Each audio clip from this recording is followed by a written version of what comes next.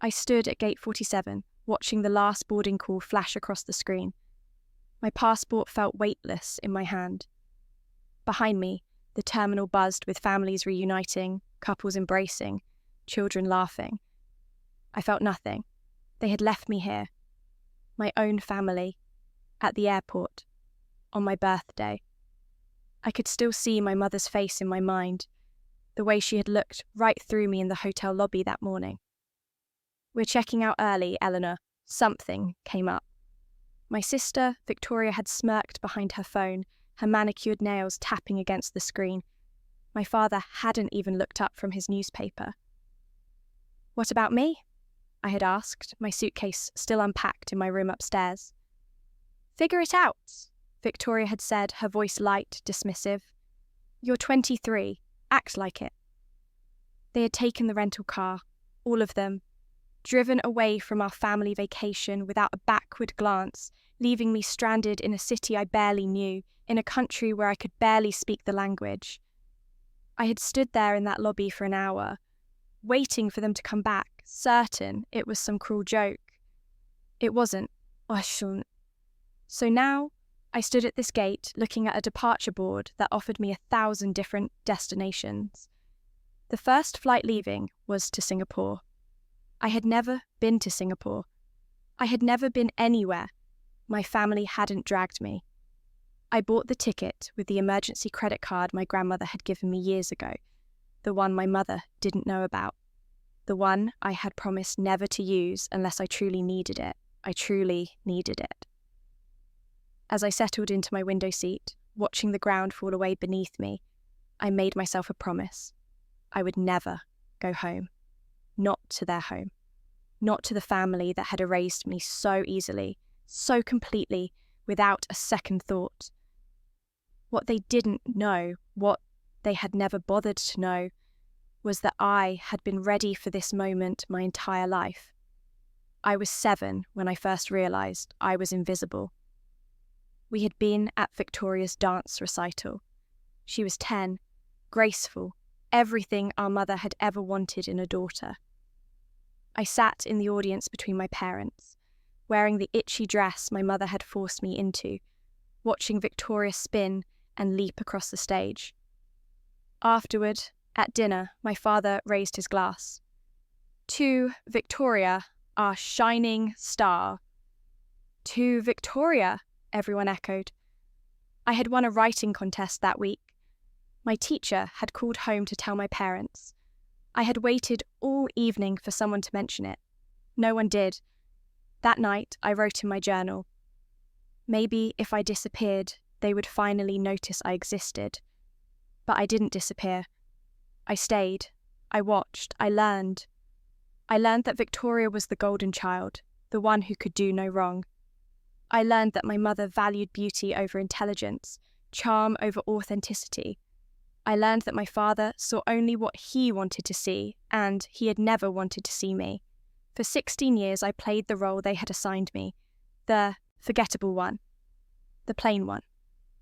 The one who existed in the background of family photos, always slightly out of focus.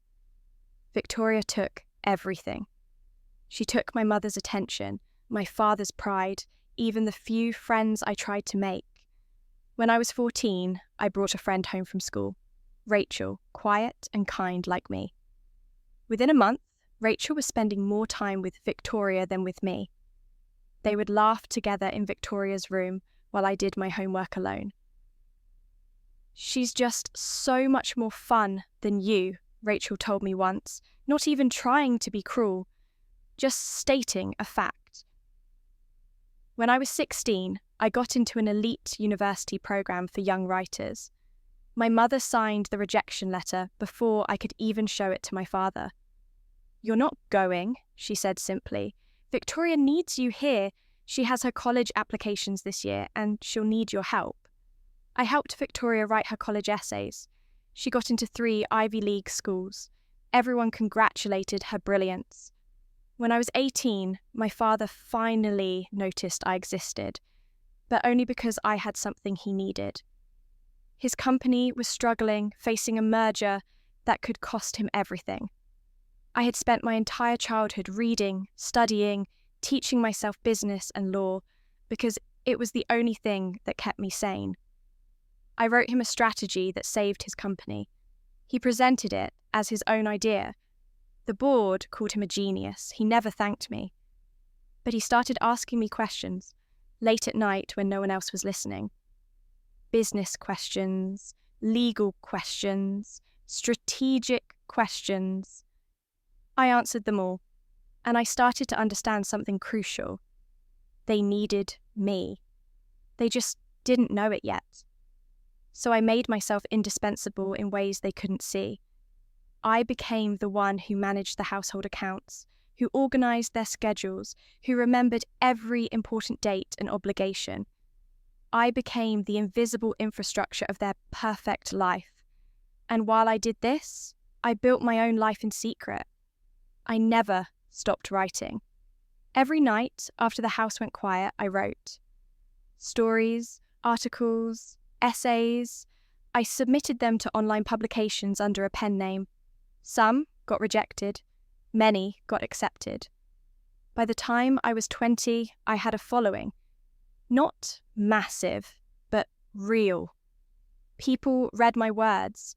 They commented, they shared, they told me my writing changed their perspective on things. I saved every penny I earned. Not in a bank account my parents could access, but in cryptocurrency, in offshore accounts, in investments I made through untraceable channels.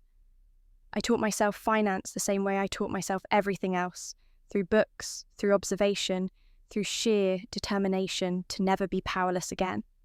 I learned to code. I learned to speak 3 languages. I learned to navigate systems and legal frameworks. I learned how to disappear if I needed to. And I stayed quiet. I stayed small.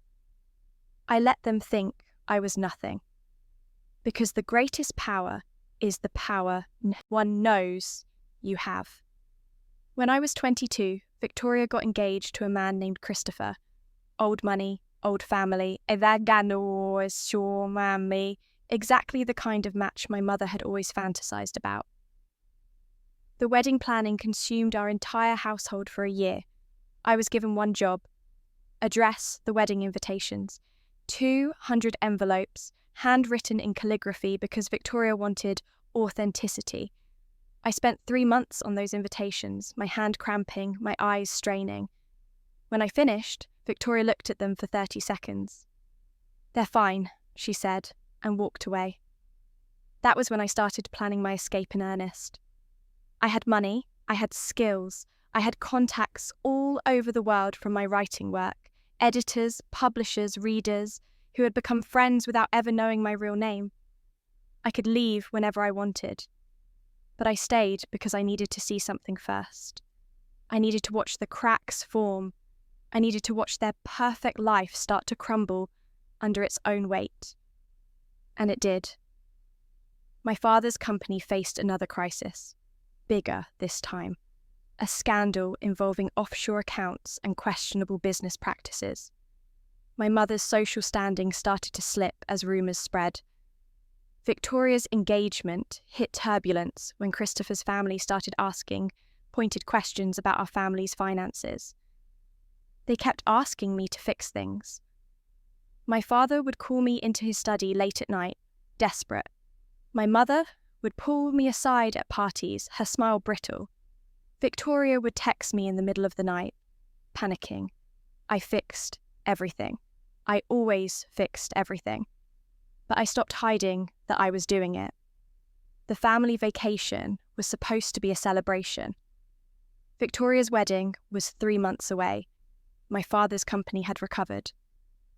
Everything was back to perfect, except I had changed.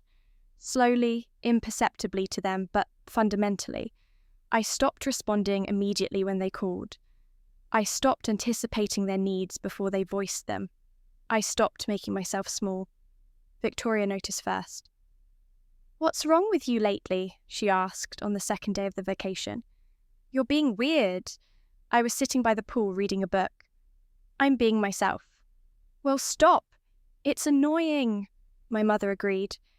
Eleanor, you're making everything tense. This is supposed to be a happy time. I had smiled at her, a real smile, not the fake one I usually wore. I'm perfectly happy. That was what scared them, I think, that I was happy without their approval. The night before they left me at the airport, we had dinner at an expensive restaurant. My father was going over last-minute wedding details. My mother was fussing over seating arrangements. Victoria was showing everyone photos on her phone. Eleanor, you haven't said anything all night, my father noted, as if just realizing I was there. I don't have anything to add. That's not helpful, my mother snapped. I wasn't trying to be helpful. Victoria's eyes narrowed. What's gotten into you? I set down my fork carefully. I'm tired of being invisible. The table went silent. Then my father laughed, actually laughed. You're being dramatic. Am I? Yes, my mother said firmly. You're part of this family, Eleanor. You've always been part of this family. Don't be ungrateful. I looked at each of them in turn. My father, who had never once asked me how I was doing. My mother, who had never once praised me for anything I had accomplished. Victoria, who had taken every good thing in my life and claimed it as her own. Have I asked quietly, been part of this family? Oh my God, Victoria groaned. Here we go. Eleanor's having another one of her moments. What moments, I asked. These pathetic bids for attention, she said, not even looking up from her phone. You do this every few years. You act all wounded and sad until someone pays attention to you, and then you're fine again. It's exhausting. I stood up. I think I'll go back to the hotel. Sit down, my father commanded. We're not finished. I am. I left them there. I heard my mother's voice, sharp and angry, calling after me. I didn't turn around. That was the night I think they decided I needed to be punished. That was the night they decided to teach me a lesson about respecting my place in the family hierarchy. So they left me at the airport. They actually believed I would come crawling back. Singapore was a revelation. I had never been alone before, truly alone, with no one watching, no one judging, no one needing anything from me. The city was bright and clean and overwhelming in the best way. I checked into a hostel, not a hotel. I wanted to be around people who were also in transition, also searching for something. I met a woman from Germany who was taking a year off to travel. I met a man from Australia who was starting a new job in Hong Kong. I met a girl from Japan who was running away from an arranged marriage. We talked all night, strangers sharing our stories without judgment or expectation. Your family sounds terrible, the German woman, Ingrid, said bluntly. Why did you stay so long? I don't know, I admitted. I kept thinking they would change, that they would finally see me. They won't, the Australian man, James, said gently. Some people are incapable of seeing past themselves. The Japanese girl, Yuki, took my hand. You're free now. Don't go back. I'm not going to. And I meant it. My phone exploded with the messages 3 days after I left. 67 missed calls. 143 texts. Dozens of voicemails. They had realized I wasn't coming home. My mother's messages evolved from confused to angry to panicked. Where are you? Eleanor, this isn't funny. You need to come home right now. Your father is very upset. Eleanor, answer your phone. Victoria's messages were pure venom. You're ruining everything. My wedding is in 3 months and you're throwing a tantrum. Grow up. Everyone thinks you're insane. My father's messages were brief and commanding. Come home. Come home now. This is unacceptable. I read them all. I felt nothing. Then came the manipulative phase. My mother's voice on a voicemail, tearful. Sweetheart, we're so worried about you. We didn't mean to leave you. It was all a misunderstanding. Please call us. We love you. Victoria's text. Look, I'm sorry, okay. Sometimes I'm a bitch. Just come home and we can talk about it. My father. Eleanor, whatever we did to upset you, we can fix it. We need you here. Your mother needs you. I almost laughed at that last one. They needed me. Finally, the truth. I responded once to all of them in a group chat. I'm fine. I'm safe. I'm not coming home. Don't worry about me anymore. The replies were immediate and explosive, but I turned off my phone and slipped the SIM card out. I bought a new phone the next day with a new number. Only my grandmother had it. She called me immediately. Eleanor, she said, her voice warm and knowing. I've been wondering when you'd finally do this. You knew I would leave. Sweetheart, I've been watching you prepare to leave for years. I just didn't know what would finally trigger it. They left me at the airport, grandmother, on my birthday. There was a long silence. Then, that sounds exactly like something they would do. You're not surprised? Eleanor, I raised your father. I know exactly what kind of man he is. Self-centered, blind to anyone's needs but his own. And your mother, well, she married him, didn't she? Like attracts like. Why didn't you ever say anything? Would you have listened?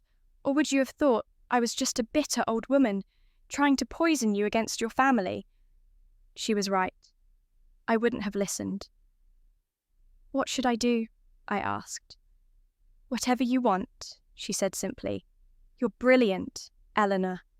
You're capable. You're stronger than all of them combined. Go build the life you deserve. They keep calling. Block them. They'll try to find me. Let them try. You're an adult. They have no legal claim on you. And even if they did, I have lawyers who would make their lives very difficult. She paused.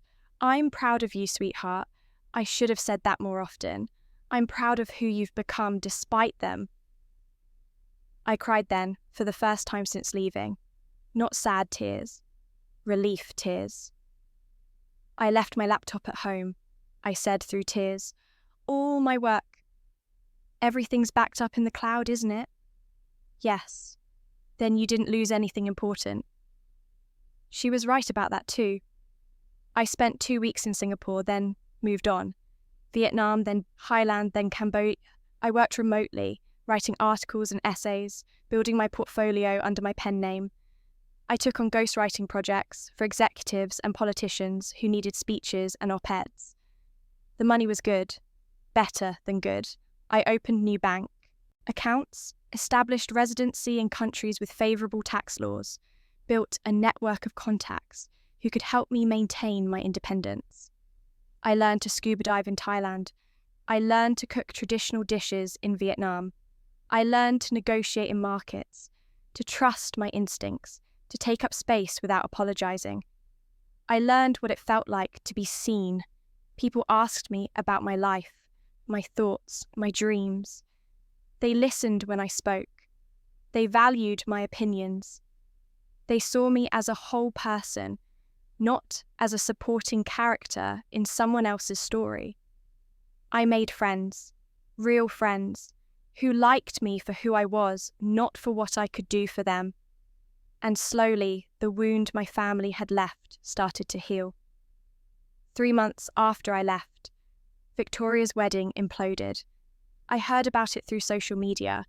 I had blocked my family, but I couldn't resist occasionally checking Victoria's public Instagram. She had always been obsessed with maintaining her perfect image online. The post stopped abruptly one day. Then, a week later, a statement. After much consideration, Christopher and I have decided to postpone our wedding. Thank you for your understanding during this private time. I dug deeper, using skills I had developed over years of research. It took me an hour to find the truth. Christopher's family had discovered some of my father's more questionable business practices, the ones I had helped cover up, the ones I had helped make legal through loopholes and careful restructuring. When I left, I stopped maintaining those structures. They collapsed like a house of cards. My father's company faced investigations. My mother's social circle turned on her, vultures sensing weakness.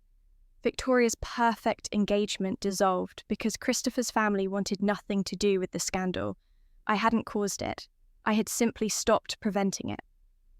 My grandmother called me to relay the news, her voice dancing with barely suppressed amusement. "They're asking about you." "What are they asking?" "Whether I know where you are. Whether I'm helping you. Your mother seems to think you orchestrated some kind of elaborate revenge scheme." "I didn't do anything." "I know. That's what makes it so beautiful. You simply stopped fixing their mistakes." "Is it wrong that I'm not sorry?" "Eleanor," she said warmly, "it would be wrong if you were." 6 months after I left, they found me. I was in Bali, sitting at a beachside cafe, working on an article about sustainable tourism. My new phone buzzed with an unknown number. I almost didn't answer. But something made me. "Eleanor," my mother's voice tight and controlled. "We need to talk." "How did you get this number?" "That doesn't matter. What matters is that you need to come home. Now." "No, this isn't a request." "It is, actually. And the answer is no." "Eleanor, your sister is devastated. Your father's business is in crisis. The family needs you." There it was, the truth they had never wanted to admit. They needed me. "You left me at an airport on my birthday," I said calmly. "You drove away without a second thought. You proved to me that I was disposable. So I disposed of myself before you could do it again." "That was a mistake." "No, it was a revelation. You showed me exactly what I meant to you. Thank you for that clarity." "Eleanor, please." Her voice cracked. "I'm sorry. We're all sorry. We didn't realize... You didn't realize I was a person. You didn't realize I had feelings. You didn't realize that 23 years of being invisible might have an effect on me." Silence. "You need me now," I continued. "But you didn't need me when I needed you. You didn't need me at my school plays, my graduations, my achievements. You didn't need me when I was lonely or hurt or desperate for any sign that I mattered to you. You only need me now because your perfect life is falling apart and you think I can fix it." "You can fix it," she said desperately. "Eleanor, you're brilliant. You always have been. We should have told you that more." "Yes, you should have." "Please, come home. We'll be better. We'll be different. We'll see you." I watched the waves roll in, steady and eternal. I thought about the life I had built in 6 months, the freedom, the peace, the joy of being known and valued and seen. "I am home," I said gently. "This is my home now. The world is my home." "What about your family?" "You were never my family. You were people I lived with who happened to share my DNA. Family sees you. Family values you. Family doesn't abandon you at an airport to teach you a lesson." "Eleanor, I forgive you," I said, and realized I meant it. "I forgive you for not loving me the way I needed to be loved. I forgive you for being incapable of seeing past your own needs. But forgiveness doesn't mean coming back." "What are we supposed to do?" "What I did. Figure it out. You're adults. Act like it." I hung up. She called back 17 times. I blocked the number. The truth was, I had known this moment was coming. I had known that eventually they would realize their mistake and try to pull me back. I had prepared for it, not with anger or revenge, but with boundaries, with the clear understanding that I deserved better than what they had given me. I had spent my entire life making myself smaller to make them comfortable. I had absorbed their cruelty, their neglect, their casual erasure of my existence, because I thought that was love. I thought that was family. But love doesn't make you invisible. Love doesn't leave you stranded. Love doesn't only reach for you when it needs something. Real love sees you. Real love values you. Real love celebrates your existence, not your utility. And I'd found that love. For myself, by myself, in myself. Victoria tried next, 3 weeks later. I had made the mistake of checking her Instagram again.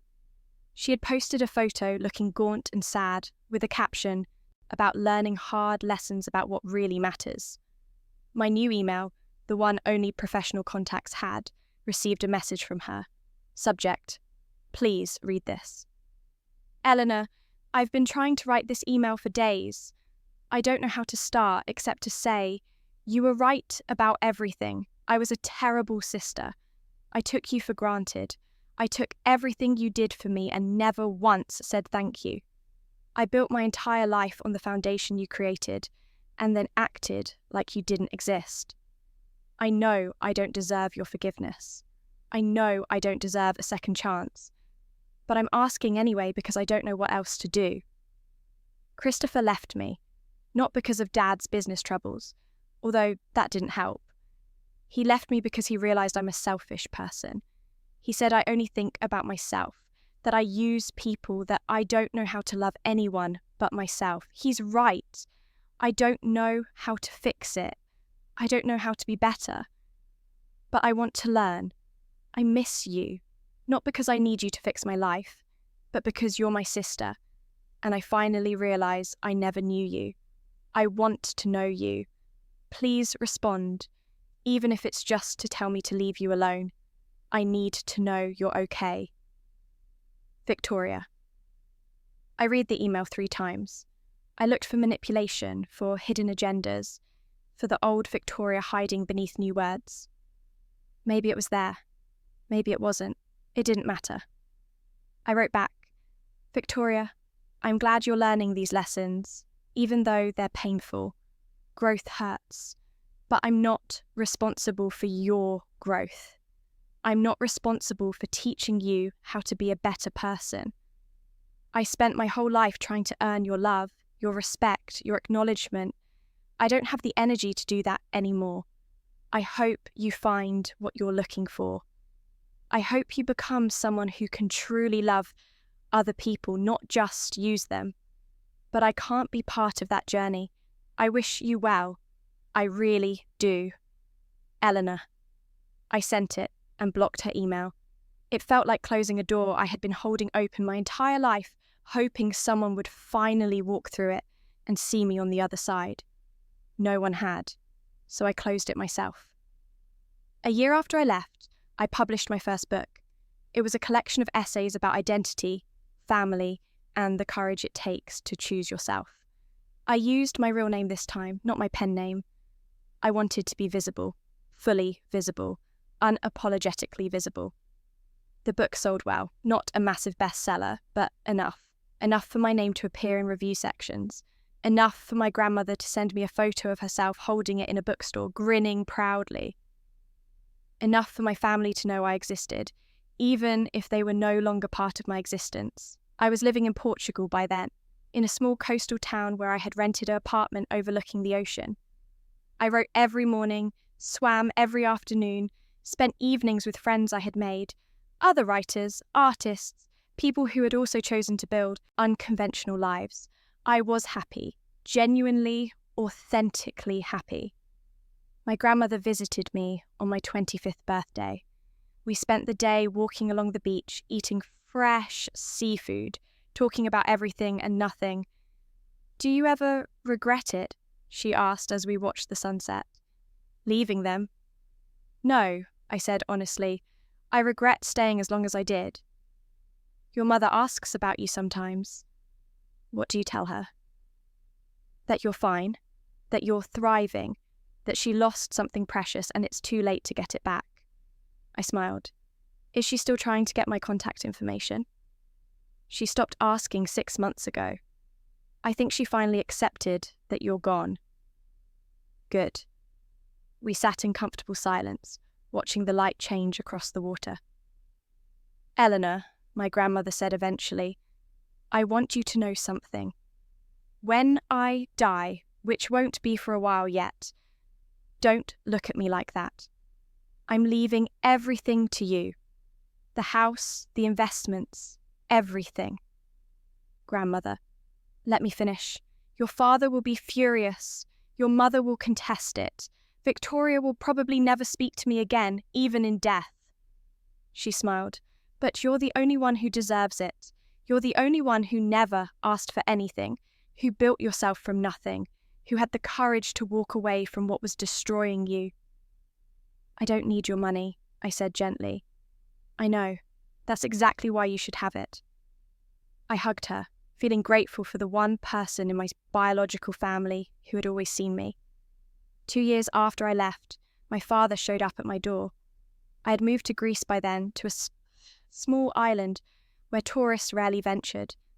I had a cottage with a garden, a writing studio, a life that felt like mine. He looked older than I remembered, greyer, tired. How did you find me? I asked, not inviting him in. I hired an investigator. It took 6 months. You should have saved your money. Eleanor, please, just hear me out. I crossed my arms but didn't send him away. Curiosity, maybe?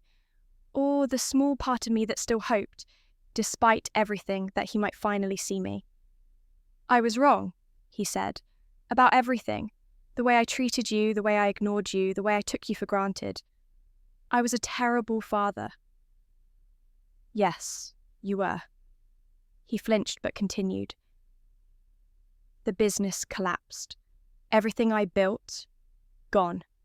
Your mother left me 6 months ago. Victoria won't return my calls. I have nothing left. I'm sorry to hear that, I said, and meant it. Not because I wanted him to have his empire back, but because I knew what it felt like to lose everything. I need your help. There it was. No, I said. Eleanor, please. You're brilliant. You could help me rebuild, help me. No, I repeated firmly. I'm not coming to your rescue. Not anymore. I'm your father. You were my father.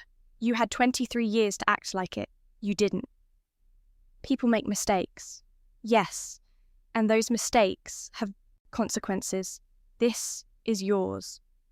He stared at me, and for the first time in my life, I saw him really see me. Not as a tool, not as a resource, but as a person who had made a choice and would not be swayed. You've changed, he said quietly. No, I've just stopped pretending to be what you wanted me to be. What am I supposed to do? What I did. Figure it out. Build something new. Learn to value people before you lose them. I stepped back toward my door. I hope you do better with your next chance at life than you did with mine. I closed the door. He knocked for a few minutes. Then he left. I watched from my window as he walked away, this man who had given me life but never truly seen it. I felt free. 5 years after I left, I was speaking at a writers' conference in London when I saw Victoria in the audience. She looked different, simpler. Her hair wasn't perfectly styled, her clothes weren't designer brands. She looked like a person, not a mannequin. After my talk, she approached me carefully, like approaching a wild animal that might bolt.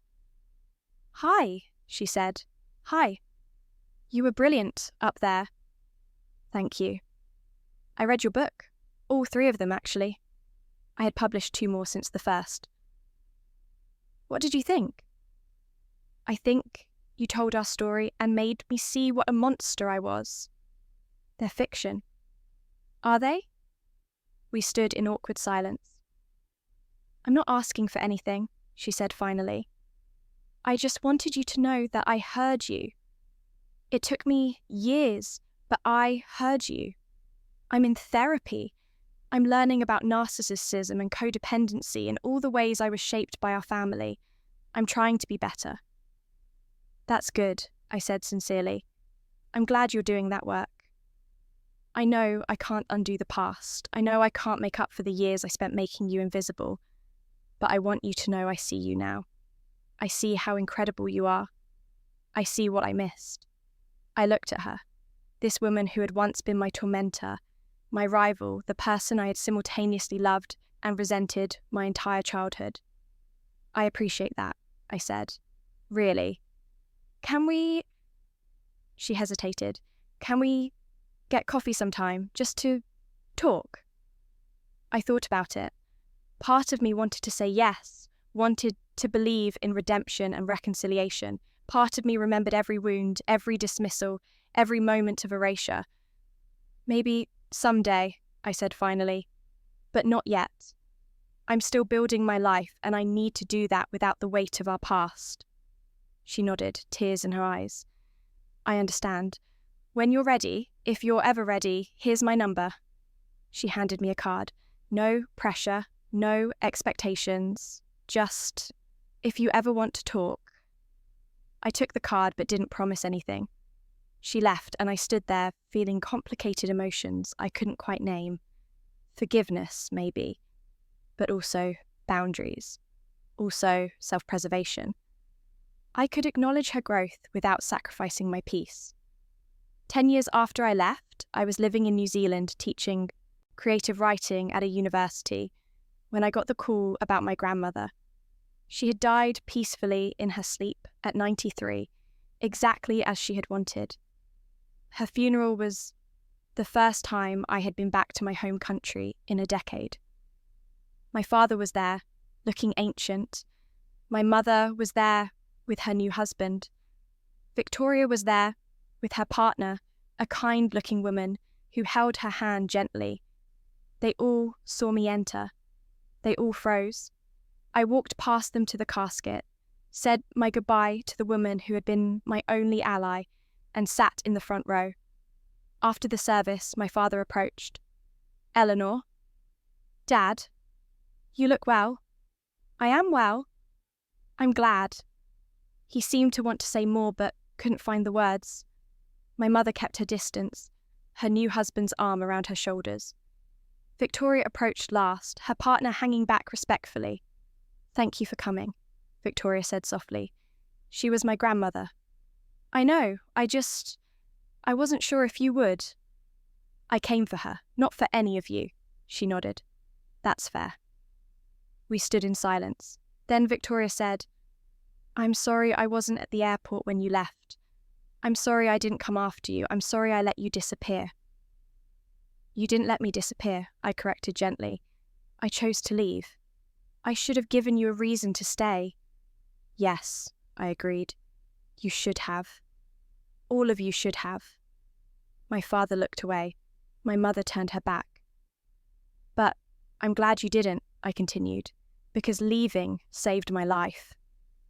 At the reading of my grandmother's will, I inherited everything, exactly as she had promised. My father contested it. My mother supported him. Victoria stayed silent. The case went to court. I flew in lawyers, presented evidence of my grandmother's sound mind and clear intentions, showed documentation of our relationship and her explicit wishes. We won. My father left the courtroom without looking at me. My mother followed, tight-lipped and furious. Victoria stayed behind. I testified for you, she said quietly. I know, I heard. I told them grandmother knew exactly what she was doing, that you deserved everything. Why? She smiled sadly. Because it's true. Because I finally learned that love isn't about taking. It's about seeing people and celebrating them. She paused. I'm not asking for anything, Eleanor. I just wanted you to know that I finally understand what you tried to teach me all those years. That being invisible doesn't make you less valuable. It just means the people looking are blind. I felt something shift in my chest. Not forgiveness, exactly. Not reconciliation. But something softer. Something like acceptance. Thank you, I said. Can I hug you? I hesitated, then nodded. She hugged me gently, carefully, like I might break or run away. I'm proud of you, she whispered, for everything you've become, for everything you always were. When we pulled apart, she smiled through tears. Maybe someday we can have that coffee. Maybe, I said. And this time, I meant it. I used my grandmother's inheritance to start a foundation for young writers from difficult family situations. I created scholarships, mentorship programs, safe spaces for creativity to flourish. I called it the Eleanor Foundation, not after myself, but after my grandmother, whose full name was Eleanor Rose. She had seen me. She had valued me. She had taught me that choosing yourself isn't selfish, it's survival. I continued writing. I continued teaching. I continued building a life that felt authentic and full and mine. I never moved back home. I never reconciled with my parents. My father died 5 years later. I attended his funeral but didn't speak. My mother sent me occasional emails that I sometimes read and sometimes deleted. Victoria and I exchanged messages a few times a year. We never became close, but we developed a careful respect. She had her life, I had mine, and we could acknowledge each other's existence without pain. That was enough. 20 years after I left, I was sitting in my office at the Foundation's headquarters, established now in 5 countries, when a young woman knocked on my door. She looked terrified and brave simultaneously, the way I must have looked standing at Gate 47 all those years ago. "Ms. Eleanor?" she asked. "Just Eleanor," I said. "Come in." She sat down, clutching her backpack. "I got your scholarship for young writers from difficult families." "Congratulations. That's wonderful." "I wanted to meet you, to thank you." She looked down. "My family doesn't understand why I want to write. They think it's stupid. They want me to study something practical." I knew that story. I had lived that story. "What do you want to write about?" I asked. "Everything. Freedom, identity. What it means to choose yourself even when everyone tells you you're wrong." I smiled. That sounds like exactly what the world needs to read. She looked up, hope blazing in her eyes. "You think so?" "I know so." We talked for an hour. I shared my story not to overshadow hers, but to show her she wasn't alone. That survival was possible. That freedom was real. When she left, she looked lighter, more certain. That night, I stood on my balcony overlooking the city lights, thinking about the girl I had been and the woman I had become. I thought about the airport, that moment of decision. I thought about the first flight, the one I took without knowing where it would lead, but trusting it would lead somewhere better. I thought about all the years since, all the cities and countries and lives I had built and discarded and rebuilt again. I thought about my family, the one I was born into, and the one I had created, made up of friends and mentors and students and strangers who became home. And I realized something crucial. I had won, not by destroying them, not by seeking revenge or making them suffer. I had won by outgrowing them, by becoming untouchable, by building a life so full and rich and meaningful that their absence didn't diminish it, it enhanced it. They had tried to make me small, invisible, forgettable. Instead, I became vast, visible, unforgettable, not to them, to me, and that was the only victory that mattered. I didn't destroy them. I didn't need to. I simply flew away on that first flight and never looked back. And in flying away, I found the one thing they could never give me, myself. That was my rebirth. Not a dramatic moment of confrontation, but a quiet decision in an airport terminal. A choice to board a plane to somewhere unknown, rather than return to somewhere that had never felt like home. They left me at the airport thinking they were teaching me a lesson about my place in their world. Instead, they freed me to discover my place in the world. And that place was everywhere. Anywhere. wherever I chose to be. I never came home because I realized something they never understood. Home isn't where your family is. Home is where you're seen, where you're valued, where you're celebrated for existing, not for what you can provide. Home is where you choose to be, and I chose everywhere but where they were. That was my revenge. That was my justice. That was my peace. I flew away. I built empires of words and meaning. I created families of choice. I lived fully, authentically, unapologetically. And every morning when I wake up, I remember that moment at Gate 47, standing with my passport in my hand, making the bravest decision of my life. I remember boarding that plane, and I remember that the best revenge isn't destruction. It's becoming untouchable. It's becoming free. It's becoming yourself so completely and confidently that the people who tried to erase you become irrelevant to your story. They're not villains in my narrative anymore. They're not even supporting characters. They're just people I used to know, people I outgrew, people whose power over me evaporated the moment I stopped seeking their approval. I didn't destroy them. I outgrew them. And in the end, that was the most powerful thing I could have done.